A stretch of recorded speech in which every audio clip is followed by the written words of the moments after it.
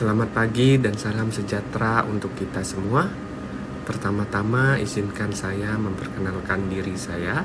Nama saya Mudeng Vicky Fendi Hengki, dan sesuai dengan pendidikan dan kepakaran yang saya miliki, saya merupakan dosen program studi Teknik Elektro Institut Teknologi Kalimantan. Pada kesempatan kali ini, izinkan saya memaparkan salah satu mata kuliah yang saya ampu, yaitu instrumentasi. Paparan ini saya lakukan dalam rangka bukti unjuk kerja Tridharma Perguruan Tinggi dalam bidang pengajaran.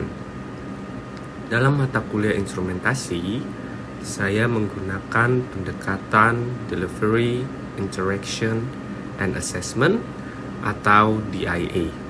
Mata kuliah instrumentasi dapat diambil pada semester ganjil atau paling minimal di semester 3. Berikut merupakan paparan mengenai mata kuliah instrumentasi. Pertama adalah deskripsi mata kuliah ini. Rangkaian instrumentasi besaran listrik digunakan untuk mengukur besaran listrik secara umum, seperti tegangan, arus, dan juga resistansi. Kemampuan merancang sistem pengukuran yang baik sangat menentukan kualitas alat ukur. Oleh karena itu, mata kuliah ini bertujuan agar mahasiswa mampu merancang sistem pengukuran dan besaran listrik yang meliputi parameter pengukuran besaran listrik, skala pengukuran ataupun error pengukuran, dan juga perancangan alat ukur listrik, serta desain alat ukur listrik. Kegiatan pembelajaran terdiri atas perkuliahan mengenai teori rangkaian instrumentasi, tugas dan desain rangkaian instrumentasi, dan juga praktikum pengukuran besaran listrik untuk membuktikan pembelajaran secara teori. Adapun CPMK dari mata kuliah instrumentasi adalah diharapkan mahasiswa mampu merancang sistem pengukuran dalam besaran listrik. Bahan kajian di dalam mata kuliah ini, yang pertama adalah parameter pengukuran besaran listrik, seperti arus, tegangan, resistansi atau hambatan, dan juga gaya. Alat pengukuran dapat didapatkan menggunakan error relatif, error absolut, ataupun mean square error. Rancangan dan desain alat ukur listrik. Di sini saya memberi pengetahuan kepada mahasiswa dalam merancang dan juga mendesain alat ukur listrik seperti ammeter, ohmmeter, dan juga voltmeter. Untuk melengkapi pengetahuan mahasiswa, di sini saya juga memberikan praktikum pada minggu 11 sampai minggu 15. Pada praktikum, untuk melengkapi secara komprehensif mahasiswa kami, di sini modul praktikum yang kami gunakan adalah pengukuran tegangan dan juga pengukuran tahanan, serta pengukuran kapasitansi dan induktansi. Dalam pengukuran ini, kami coba memberi pemahaman kepada mahasiswa tentang ketidakidealan alat ukur listrik dan mencari error dalam alat ukur tersebut. Dan juga penggunaan osiloskop, dan terakhir adalah pengukuran daya. Pengukuran daya dapat berupa pengukuran daya 1 fasa dan juga pengukuran daya 3 fasa. Komposisi penilaian yang saya berikan di dalam mata kuliah instrumentasi ini adalah yang pertama tugas 15%, kuis 15%, UTS dan juga UAS sebesar 25%, dan juga praktikum 20%. Metode pembelajaran seperti yang telah saya jelaskan di awal tadi, yaitu menggunakan DIA. Di sini delivery saya mencoba memaparkan mata kuliah ini menggunakan ceramah dan juga diskusi, interaction kepada mahasiswa agar ada feedback antara mahasiswa dan juga saya, serta asesmen yang dilakukan dapat berupa studi kasus yang diberikan kepada mahasiswa dan juga penyelesaian problem-problem di dalam pengukuran besaran listrik. Referensi yang saya gunakan di dalam mata kuliah ini Referensi utamanya ada dua. Yang pertama adalah Fundamental of Electric Circuit dan juga Lesson in Electric Circuit. Berikut saya akan memberikan video pengajaran saya yang merupakan salah satu sub CPMK-nya adalah menganalisis konsep instrumentasi sebagai dasar penggunaan sesuai kebutuhan dalam bidang teknik elektro. Dalam mata kuliah ini saya akan memaparkan tentang desain voltmeter. Ya, selamat pagi semuanya. Hari ini kita ketemu lagi untuk membahas mengenai mata kuliah instrumentasi. Dimana untuk minggu lalu, apakah ada pertanyaan? Tidak ada, Pak. Tidak ada, Pak.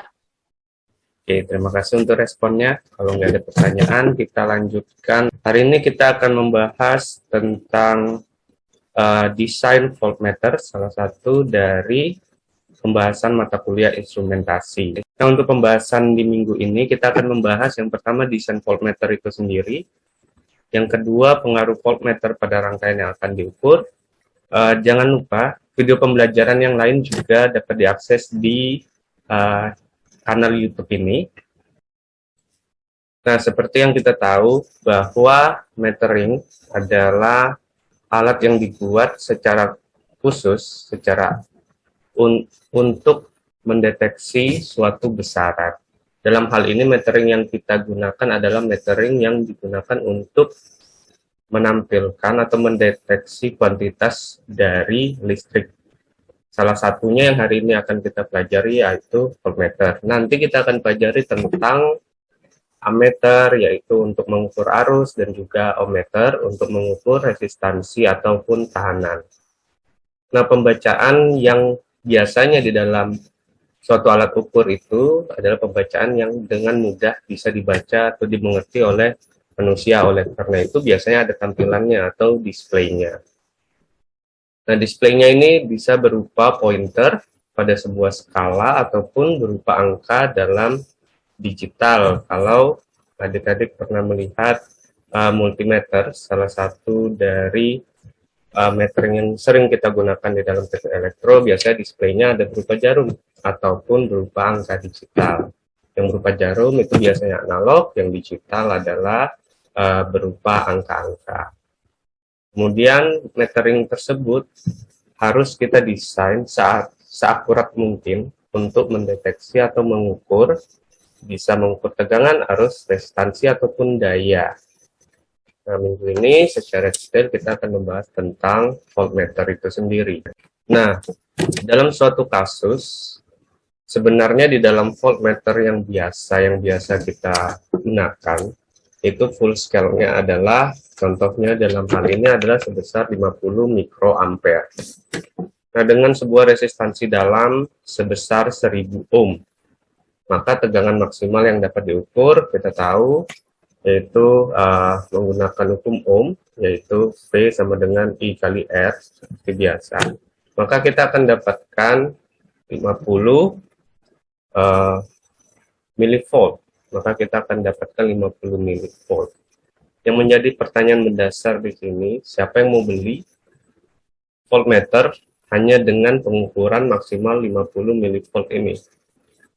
Maka tidak akan ada yang mau membelinya. Kenapa? Karena biasanya, contohnya sebuah baterai saja, sebuah baterai A2 yang kita biasa beli untuk remote itu, remote TV. Remote TV itu saja adalah sebesar 1,5 volt. Nah, siapa yang mau membeli voltmeter 50 milivolt? Sedangkan remote TV yang kecil saja, itu tegangannya 1,5 volt, maka tidak ada yang akan membeli. Nah, oleh karena itu kita perlu merancang atau mendesain voltmeter ini agar full scale-nya bisa naik. Bagaimana full scale-nya bisa naik? Maka kita harus mendesain voltmeter tersebut secara khusus. Dengan cara apa? Tentunya kalian di semester lalu sudah mendapatkan mata kuliah rangkaian listrik. Di situ beberapa rangkaian listrik kita bisa mendesain voltmeter ini menggunakan pemahaman dari rangkaian listrik. Hambatan dalamnya adalah sekitar 500 ohm kemudian full scale-nya adalah 1 miliampere. Maka kita dapatkan voltmeter tersebut hanya bisa 0,5 volt, dia mengukur. Nah, bagaimana rangkaian ini bisa kita ubah agar bisa mengukur rangkaian ataupun tegangan yang lebih tinggi? Maka harus kita desain ulang rangkaiannya, yaitu menambahkan R multiplier atau resistansi multiplier dalam hal ini. Resistansi multiplier kita buat di sini, atau kita seri dengan rangkaian voltmeternya. Kalau sudah seperti ini, maka akan menjadi rangkaian ekivalen. Kita akan mencoba menggambarkan rangkaian ekivalennya. Bagaimana rangkaian ekivalennya? Rangkaian ekivalennya akan menjadi seperti ini. Kita lihat di sini. Di sini R multiplier. Di sini R multiplier, rangkaian ekivalennya. Contohnya di sini kita ingin mengukur tegangan 10 volt atau mengubah yang tadi full scale-nya sebesar 0,5 volt. Sekarang kita ingin mencoba full scale-nya, kita ubah menjadi 10 volt. Otomatis, bagaimana jika ini langsung mengukur, voltmeternya langsung mengukur 10 volt, maka apa yang terjadi pada voltmeter? Voltmeternya bisa rusak. Mengapa? Karena tegangannya melebihi tegangan 0,5 volt. Oleh karena itu kita perlu menambahkan R multiplier di sini. Jika seperti ini, berapakah R multipliernya yang menjadi pertanyaan itu? Sehingga kita ubah rangkaiannya, rangkaian seperti ini menjadi rangkaian ekivalennya rangkaian listrik. Kita coba analisis. Yang pertama adalah 10 volt di sini. 10 volt. Ini 10 voltnya, ini 10 volt. Kemudian R multiplier-nya, R multiplier di sini, R multiplier. Kemudian kita sudah tahu hambatan dalam dari voltmeter adalah 500 ohm. Yang ini 500 ohm. Kemudian yang ditanya adalah berapakah R multiplier? R multiplier bisa didapatkan menggunakan sigma V sama dengan 0 atau hukum Kirchhoff yang pertama, atau hukum Kirchhoff tentang tegangan. Kirchhoff tentang tegangan. Yaitu kalau kita lihat di sini, yang pertama adalah ini arusnya. Ini arusnya, maka yang pertama adalah minus 10 ditambah tegangan Rm ditambah 0,5 sama dengan 0. Kemudian VRM sudah jelas, VRM-nya adalah 9,5. Jika tegangan di sini sama dengan 9,5 volt, berapakah R multiplier? Arusnya kita sudah tahu. R multiplier adalah VRM dibagi I. I-nya berapa di sini? I-nya kita sudah tahu adalah 1 miliampere. I-nya adalah 1 miliampere. Kita sudah tahu di sini I-nya 1 miliampere. Maka R multiplier-nya adalah 9,5 kilo ohm. Nah, sehingga seperti ini, maka sekarang kita memiliki voltmeter yang bisa mengukur tegangan maksimal atau tegangan full scale 10 volt. Yang awalnya kita hanya punya voltmeter yang bisa mengukur 0,5 volt. Sekarang kita punya voltmeter yang bisa mengukur 10 volt. Maka kenaikannya sangat besar sekali, kenaikannya sekitar 9,5 volt untuk mengukurnya. Maka sekarang masuk akal, ada orang yang ingin membeli voltmeter kita, tetapi belum cukup di sana, karena 10 volt pun masih terlalu kecil. Bagaimana kalau 100 volt? Bagaimana kalau 1000 volt? Maka kita hanya perlu mengatur R multiplier-nya di sini. Dari 10 volt full scale yang sudah kita punyai, yaitu voltmeter dengan 10 volt full scale yang kita punyai, bagaimana kalau kita minta atau kita pakai voltmeter 10 volt tersebut untuk mengukur 3 volt? Tentunya bisa ya, karena dia hanya mengukur 3 volt. Kita sudah merancang atau mendesain voltmeter yang awalnya 0,5 volt sekarang punya full scale 10 volt. Maka sekarang voltmeter tersebut pastilah bisa digunakan untuk mengukur tegangan 3 volt. Nah, yang menjadi pertanyaan, bagaimana jika mengukur 3 volt dengan desain voltmeter yang telah didapatkan? Berapakah nilai tegangan pada tegangan sebenarnya pada voltmeter tersebut atau tegangan dalamnya pada voltmeter tersebut? Ini sangat sederhana karena kita sudah tahu seperti ini, yang awalnya 3 volt kita coba lagi 3 volt di sini. Kemudian 3 voltnya ini adalah tegangan yang akan kita ukur. Maka rangkaian ekuivalennya akan menjadi seperti ini. 3 volt. Ini 3 volt. 3 volt yang di sini adalah yang ini. Kemudian 3 voltnya nyambung ke R multiplier. R multipliernya kita sudah hitung. Kita sudah ketahui 9,5 kilo ohm. Maka yang ada di sini, kemudian hambatan dalamnya kita sudah tahu, yaitu 500 ohm, hambatan dalam dari voltmeter 500 ohm. Kemudian akan nyambung lagi ke tegangan yang akan diukur, yaitu 3 volt.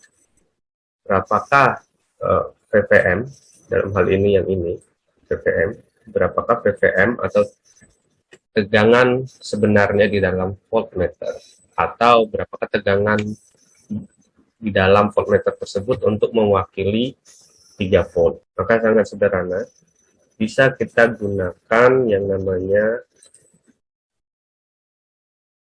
pembagi tegangan. Ya, ini di rangkaian listrik di semester lalu. Seharusnya sudah didapatkan materi pembagi tegangan, sangat sederhana, yaitu 500, ini 500 ohm, dibagi 500 ohm ditambah 9,5 kilo ohm dikali sumbernya. Sumbernya atau dalam hal ini tegangan yang akan diukur, yaitu 3 volt, maka tegangan dalam voltmeter tersebut adalah 0,15 volt. Dan ini masuk akal karena tegangan dalam dari voltmeter atau full scale voltmeter adalah 0,5 volt. Maka 0,5 volt ini sebenarnya adalah mewakili 10 volt. 10 volt. Dan 0,15 ini adalah mewakili 3 volt. Maka seperti ini sama saja kita dengan, jika tidak ingin menggunakan hukum pembagi tegangan, bisa kita gunakan hukum linearitas, atau seperti biasa, bahwa kalau ini adalah X, maka X sama dengan 3 dikali 0,5 dibagi 10. Dibagi 10. Dan 3 dikali 0,5 bagi 10 sama dengan 0,15 volt.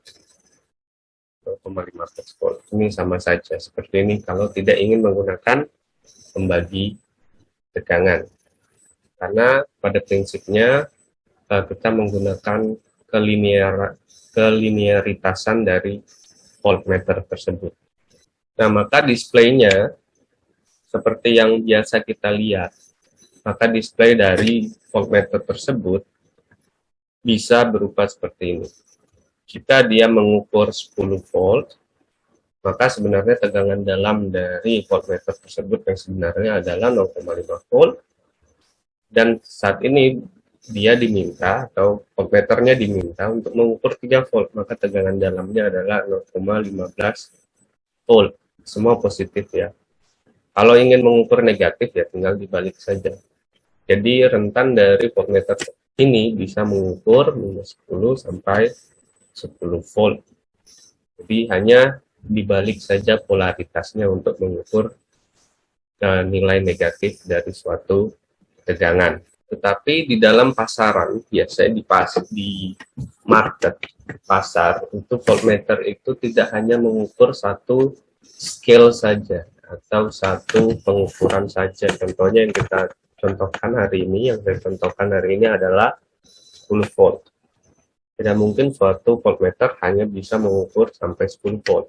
Kita sering melihat voltmeter yang kita beli, yang ada di market, yang ada di pasaran selama ini, itu bisa mengukur tegangan yang sampai 1000 volt. Dengan full scale yang berbeda-beda ya. Biasanya ada selektornya. Full scale yang berbeda-beda. Nah, bagaimana cara merancangnya? Ya, kita tinggal kasih switch saja di sana. Hanya perlu switch, sederhana sekali. Hanya perlu switch. Nah, switchnya kita ganti. Ini pernah lihat ya, switchnya. Ini diagram yang untuk diagram switch seperti ini.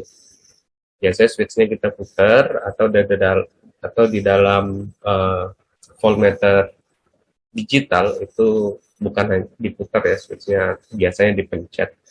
Kalau di dalam voltmeter digital ada juga yang diputar di dalam voltmeter analog. Ini switchnya tinggal kita putar saja, mungkin ke 10 volt, yang dalam hal ini R multiplier-nya akan menjadi 9,5 kilo ohm, mungkin 100 volt untuk pengukuran maksimumnya atau full scale-nya.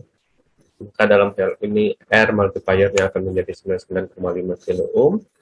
Kalau 1000 volt akan menjadi 999 atau 999,5 kilo ohm. Atau mengukur full scale hanya 1 volt, maka R multiplier-nya akan menjadi 500 ohm saja. Atau di sini kita tambahkan switch off. Untuk apa ya? Untuk mematikan voltmeternya. Nah, maka kita bisa merancang yang full scale-nya, voltmeter full scale-nya dalam banyak full scale. Bukan hanya satu, bukan hanya untuk 10 volt yang ini. Bukan hanya untuk 10 volt. Tetapi bisa 100 volt, 1000 volt, bahkan 1 volt, ataupun 10.000 volt jika kita menginginkan. Tetapi yang menjadi masalah adalah bagaimana kita bisa mendapatkan R multiplier ini di pasaran, di market. Bagaimana kita mendapatkan ini? Sedangkan untuk mencapai R multiplier atau untuk membeli R multiplier di toko-toko rangkaian listrik tidak mudah. 500 ohm oke, mudah. 9,5 ohm mungkin mudah. Kilo ohm mungkin mudah. Tapi 999,5 kilo ohm mungkin agak sedikit susah. Biasanya kita menggunakan trimmer atau variabel resistor untuk mencapai atau untuk mendapatkan nilai resistansi seperti ini. Nah, oleh karena itu ada pilihan lain.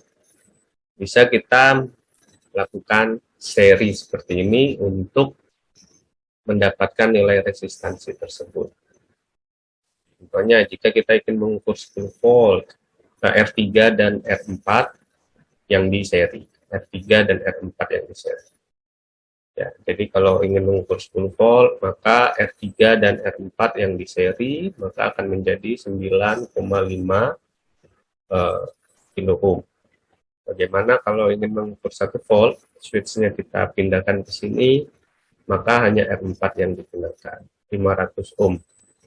Bagaimana kalau ingin mengukur 100 volt, R2, R3, dan R4 yang digunakan, R2, R3, dan R4 yang digunakan, 99,5 kilo ohm. Kita ingin mengatur voltmeter tersebut mengukur 1000 volt, R1, R2, R3, dan R4 yang digunakan. Ini bisa di seri semua. Maka akan menjadi 999,5 kilo ohm. Jadi seperti ini untuk multi-scale design voltmeter. Ya, sampai sini ada yang ingin ditanyakan sebelum kita lanjutkan ke materi selanjutnya untuk mengukur errornya? Tidak ada, Pak. Tidak ada ya. Nah, ternyata di voltmeter ini juga memiliki pengaruh di dalam rangkaian. Sebagai contoh, secara analisis. Secara analisis, berapakah tegangan yang ada di A? Maka 12 volt.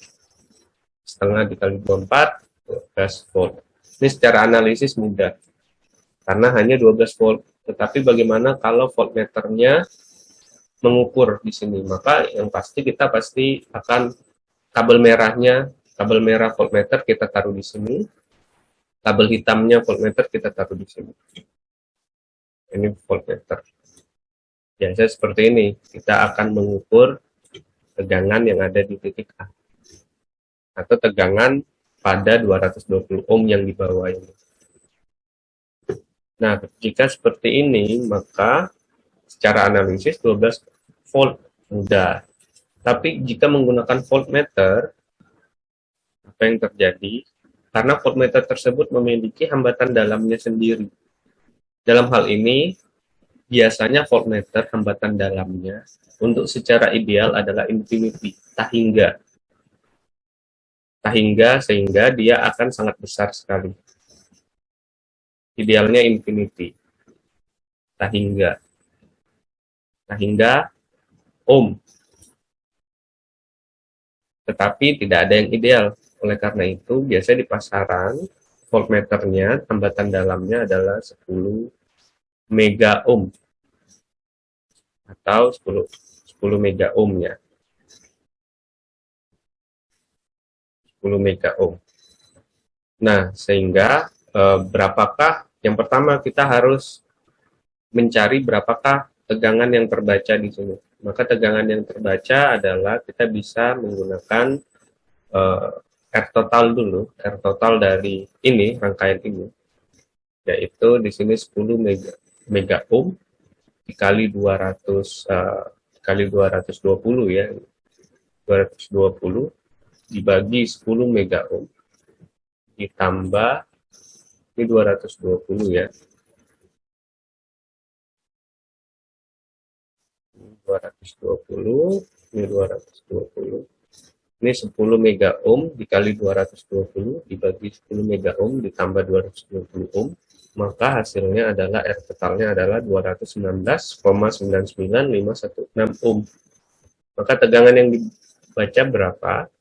Tegangan dibaca adalah tegangan ini 219 dibagi 219 tambah 220 dikali 24.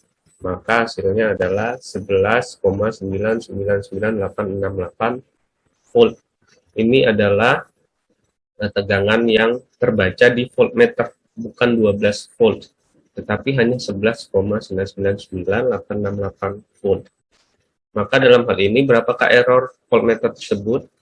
Errornya bisa kita menggunakan error relatif atau galat relatif, yaitu 12. 12 ini adalah nilai sebenarnya adalah 12 volt secara analisis, dikurang yang terbaca dari voltmeter adalah 11,99988 dibagi 12 kali 100%. Maka errornya adalah 0,0011%. Dan ini adalah error sangat-sangat kecil. Jadi ini masuk akal, dan ini maka voltmeter ini laku di pasaran ya. Karena errornya sangat kecil, hampir sama. Karena errornya sangat kecil sekali. Hanya beda sedikit saja. Yang namanya null detector di sini. Null detector di sini mencoba untuk membuat nol atau membuat nol dari tegangannya. Kenapa membuat nol? Artinya arus yang akan mengalir di sini itu nol. Mengapa? Karena tegangan di sini akan sama dengan tegangan di sini. Ketika di sini sudah nol, maka tegangan di 250 mega ohm akan sama dengan tegangan di adjustable voltage source ini. Ketika sudah ini nol, I sama dengan nol, maka bisa kita pasang voltmeternya. Maka ketika kita pasang voltmeternya, voltmeter ini akan mengukur tegangan yang sebenarnya dari adjustable voltage source di sini. Ya, sampai sini saya pikir ini adalah materinya hanya sampai di sini tentang voltmeter. Sampai sini ada pertanyaan? Tidak ada, Pak. Tidak ada pertanyaan, bisa kita akhiri. Terima kasih untuk kehadirannya. Selamat pagi.